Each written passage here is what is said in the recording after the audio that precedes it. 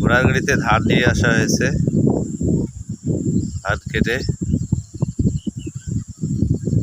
আপনারা দেখতে পাচ্ছেন স্ক্রিনে ধান কিভাবে পার হবে সেটাই চিন্তার বিষয়। সুন্দর একটা প্রাকৃতিক নৌকা নদীতে বাঁধা।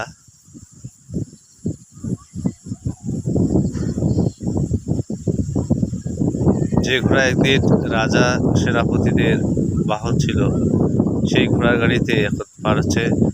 সম্ভবত ঘোড়া সহ গাড়ি নদীতে পার হবে। আগে দেখিনি, এই যে দেখেন।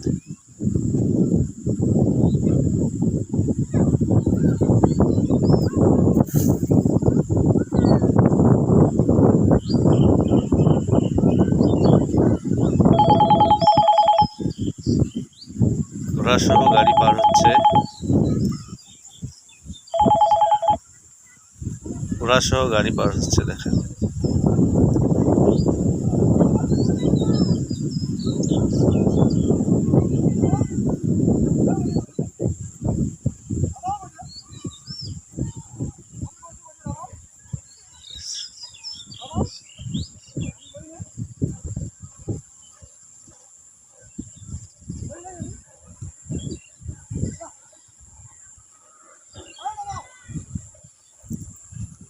চমৎকার একটি দৃশ্য দেখলাম আমরা।